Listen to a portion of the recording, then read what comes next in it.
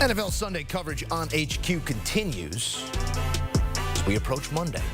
Largest loss in Josh Allen's career. Usually, this Bills team, even when they're in the loss column, they're not far off. Blowout's hard to come by, but you could file this under that. Josh Allen, the third worst loss of his career. The head coach sounding off after the loss.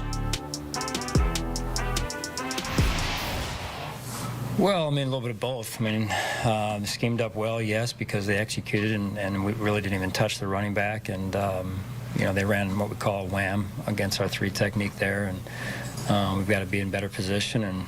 And I know we've done that before. So that's something, one of the things right away we'll learn from. Sean, you got a chance in the fourth quarter, first play, to make it a two-possession game with Tyler. He's wide left, not particularly close. You've been steadfast in your confidence in him all along here, but when you need a kick and he doesn't come through, at what point does that confidence begin to waver? Well, we are confident in Tyler. He made a good kick earlier in the game. You know, does he need to make that kick? Absolutely, and he'll continue to work on those. So we've got a lot of areas to improve on, that being one of them. And like I said, we fly back. We're starting to work on them right away. What did they do defensively to put so much pressure on Josh Allen? Well, I think it was a combination of four-man rush and then some pressure, some blitzing as well. Seemed like we were getting, we could not get into a rhythm enough offensively, and then in particular in the high red, some of the fringe area, they were either pressuring or getting pressure with their four, and some of the drives that we did have, in fact, were stalling out there.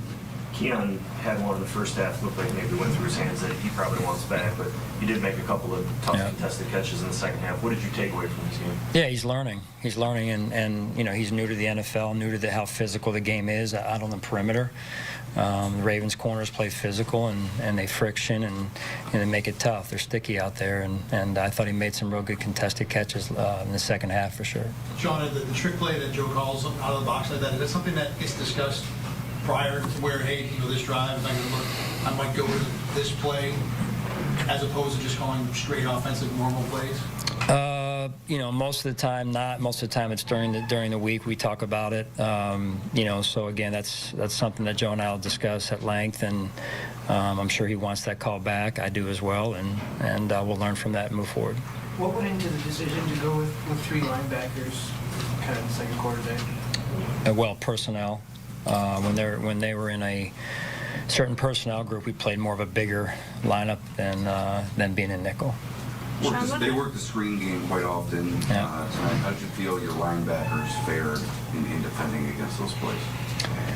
Yeah, I mean, overall, I don't want to single out a certain position, but overall as a defense, when you're talking about draws, screens, those types of things, we got to do a better job of feeling the game and the indicators and the keys. I didn't think we did a good enough job overall as a defense in that regard. Sean, what happened there with Connor when it seems like he was cleared to come back in and then they pulled him back out? What was kind of the dialogue there? Yeah, so, you know, obviously with the injury, he was spotted from above and was pulled out. And then it was our understanding that he was cleared, which to my knowledge was the case.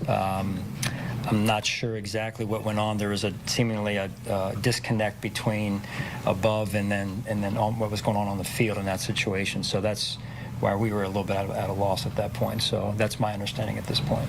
Sean, any game you lose, you got to come back from.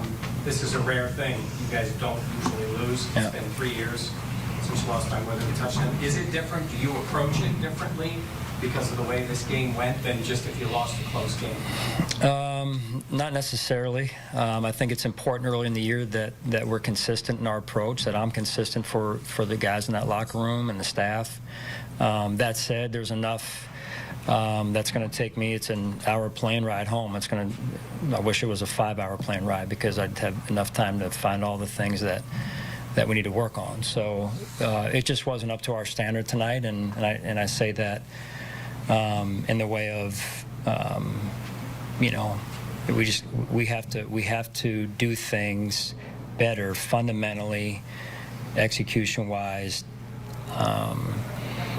and it's not just one position. It's we as a collective, as a team, have to fundamentally do a better job and physically do a better job.